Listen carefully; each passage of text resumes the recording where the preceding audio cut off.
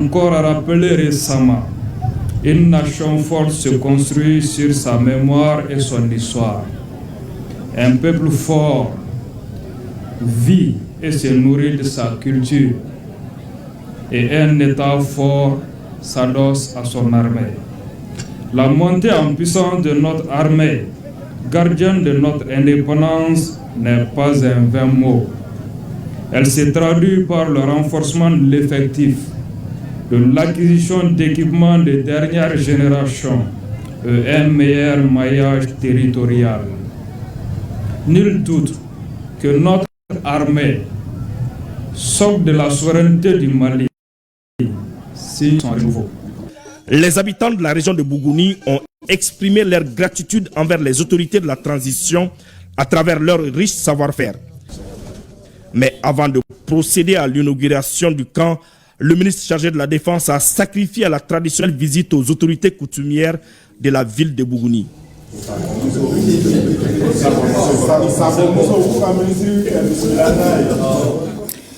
L'atelier de validation de l'avant-projet de loi portant protection des écoles et universités pendant les conflits armés vient de prendre fin.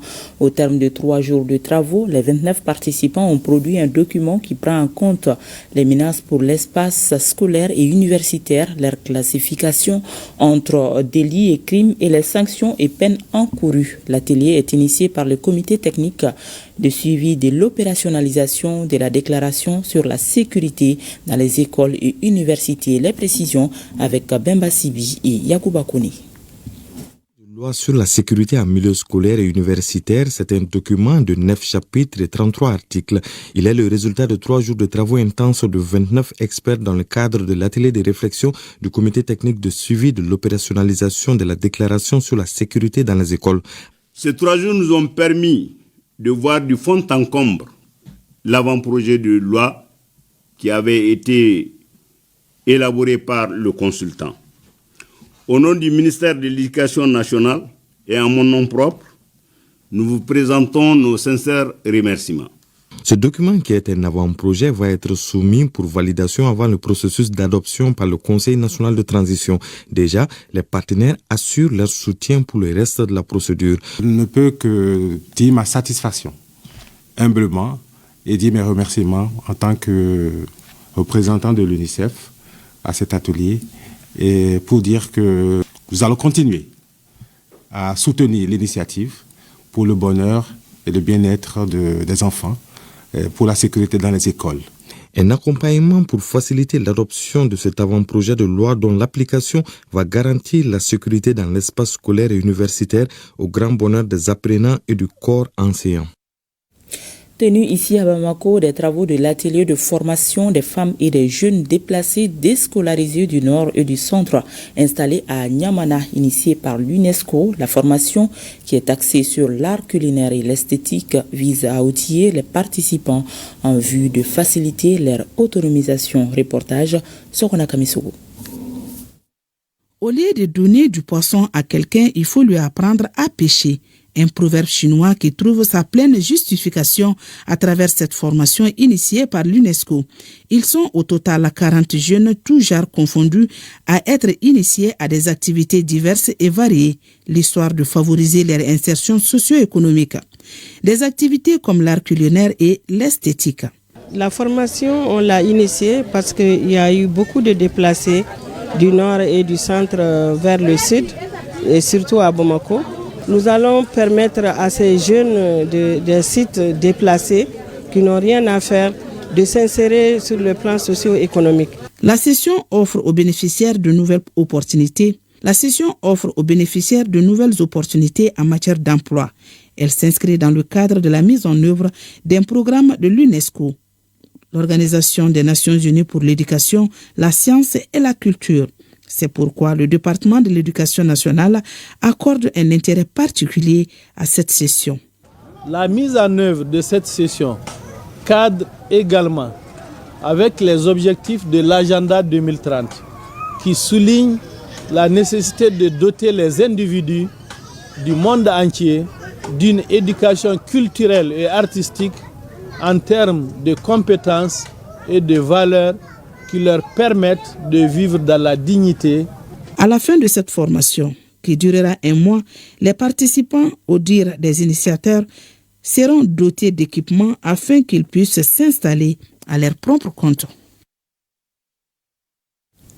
Après sa présentation au président de la transition le 29 novembre dernier, le rapport 2023 de l'Office central de lutte contre l'enrichissement illicite se vulgarise auprès de la population.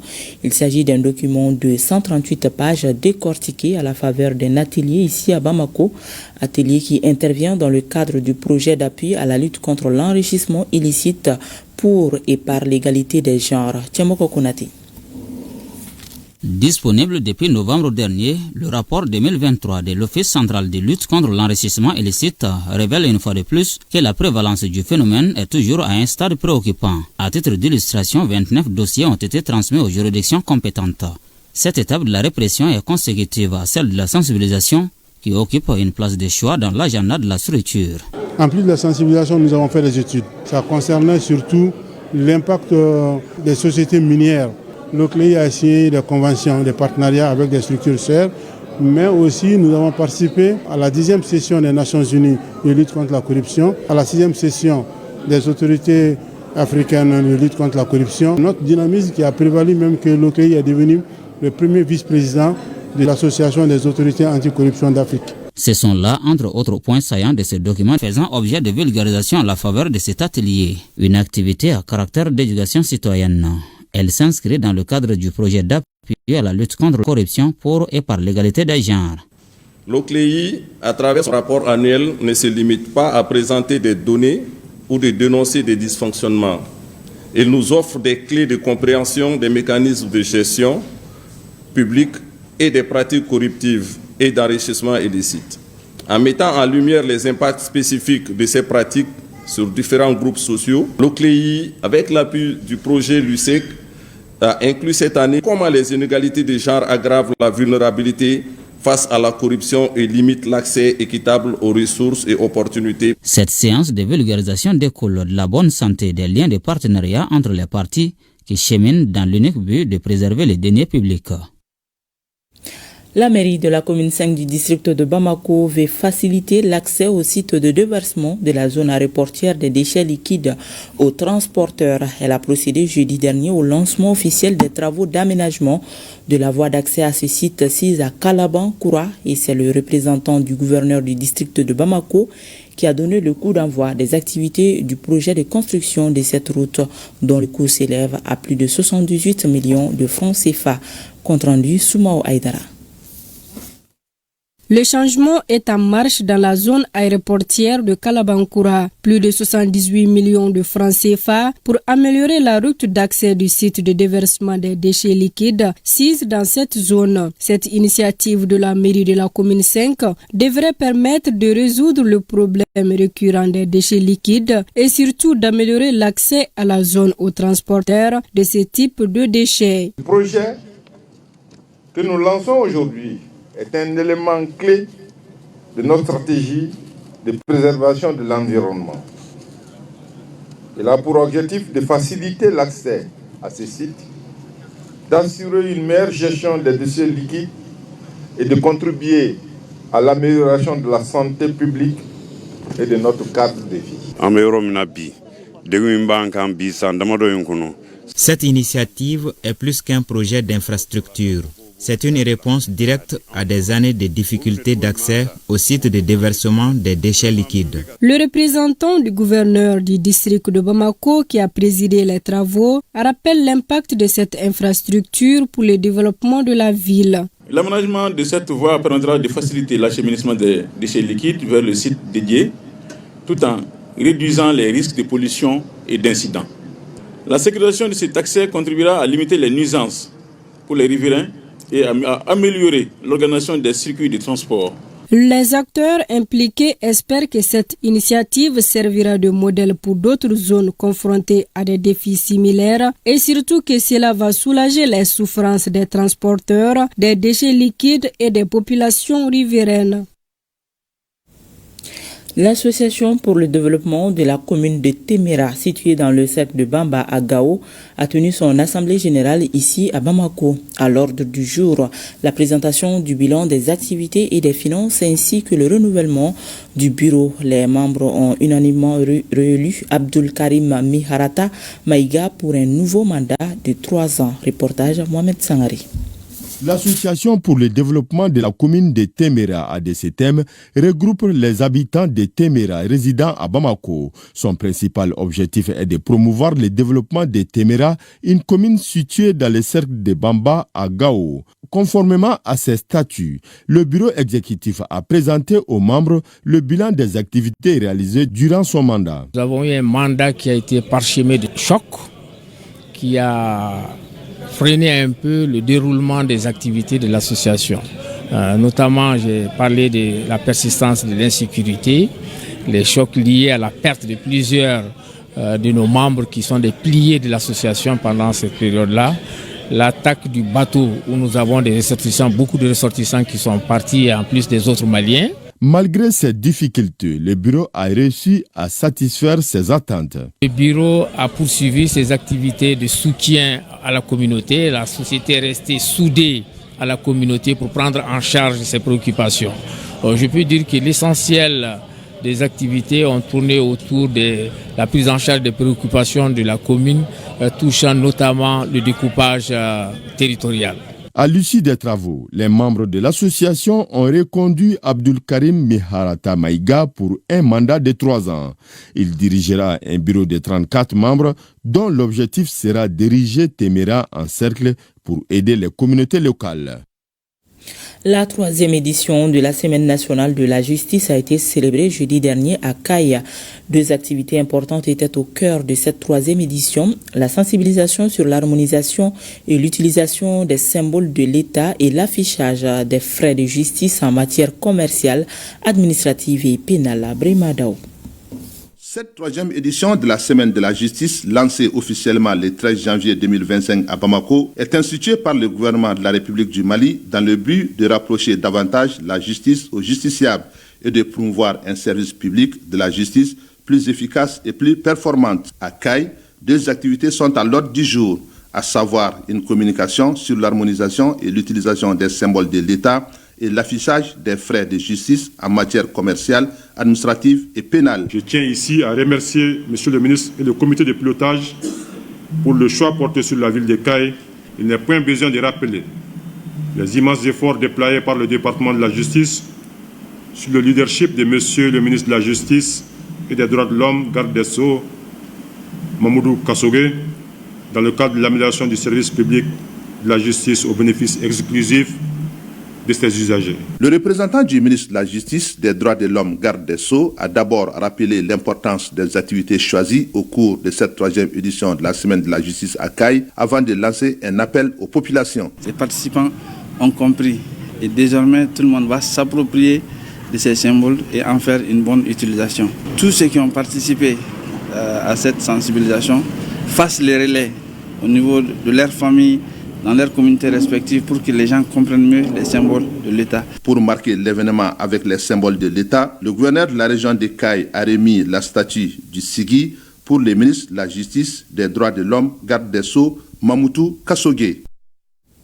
Le dialogue sur la problématique de documentation communautaire en faveur des déplacés des régions de Badiangara, Douanza et Mopti était au centre d'un cadre d'échange initié par l'Association malienne pour la solidarité et le développement AMSOD en partenariat avec l'Agence des Nations Unies pour les réfugiés. Il vise à lutter contre l'apatridie. Reportage Mahmoud Ouedraoui et Salif Sangari.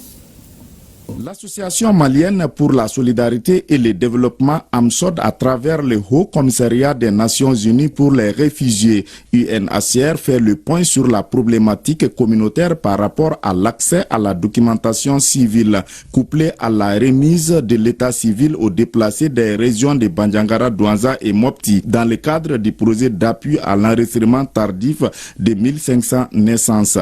Ces déplacements sont souvent forcés et entraînent par conséquence notamment des pertes ou l'absence de documents d'identité, et sans ces documents, les individus se retrouvent dans une situation de vulnérabilité extrême. Cette initiative vient à point nommé au regard de l'apatridie qui de nos jours demeure un obstacle. Vous savez qu'aujourd'hui, tout le problème de notre pays, c'est des problèmes de documents. L'accès à la documentation civile est devenu tellement compliqué qu'il faut forcément avoir ce genre de cadre. Un dialogue communautaire afin que nos enfants puissent être vraiment mis dans leurs droits. L'acte de naissance constitue un document essentiel de toutes les pièces d'état civil pour la prise en charge de l'enregistrement tardif de 1500 extraits d'actes de naissance des personnes déplacées internes dans les régions du centre. Cette rencontre a permis aux panélistes du jour d'exposer l'importance de l'état civil dans la vie des personnes bénéficiaires des régions de Bandiangara, Douanza et Mopti. Autre temps fort de cette journée, la remise des actes d'état civil aux déplacés du site de Sokura. Du nouveau à la compagnie des transports Somatra avec l'acquisition de nouveaux véhicules de transport. Le renouvellement du parc auto de la compagnie s'inscrit dans le cadre de la redynamisation de ses activités. La réception de ces nouveaux bus a eu lieu au cours d'une cérémonie qui a regroupé plusieurs invités de marque. Par ces acquisitions, la Somatra compte conquérir sa place de leader dans le secteur du transport au Mali. Mamadou Fani. Le renouveau dans la continuité et la constance, voilà comment l'on peut traduire cette réception partielle de 12 nouveaux bus sur une commande de 24 par la compagnie Somatra. Il s'agit par ces acquisitions de redynamiser les activités de la compagnie créée en 1982 par Feu Bamadou Simaga, président directeur général de la société. La constance parce que notre compagnie n'a jamais failli à sa mission, qui est le désenclavement du Mali, en mettant au service de la population des autocars et autres matériels de transport très luxueux à moindre coût par rapport à ses confrères, et cela malgré les aléas de la conjoncture économique. Le renouveau, parce que pour maintenir ce service avec toujours comme objectif principal la satisfaction de sa clientèle, l'acquisition de ces nouveaux bus est le fruit d'un partenariat entre la société chinoise Yutong qui assure également le service après-vente. I also hope to extend. Merci à Somatra aussi pour l'amour qu'il porte au bus Yutong. J'espère aussi que notre partenariat va se renforcer dans les avenirs, donc nous pourrons continuer à travailler de main à main donc avec Somatra et créer une meilleure future pour nous tous. Avec les anciens bus, les clients n'ont plus envie de monter dessus. Donc on a vu que vraiment, il est temps pour nous aussi d'apporter d'autres changements pour attirer la clientèle. C'est des bus qui ont été fabriqués par rapport à notre demande. Nous, déjà, on a un service après-vente ici. On a des garages, que ce soit à Ségou, que ce soit à Bamako. Avec ce bus doté de toutes les commodités comme la télé, le Wi-Fi, des toilettes et des bornes de recharge de téléphone, la Somatra entend reprendre sa place de leader des compagnies de transport au Mali. Et ainsi prend fin donc cette édition que nous avons eu le plaisir de vous présenter. Merci à vous de l'avoir suivi. À demain 13h, s'il plaît à Dieu.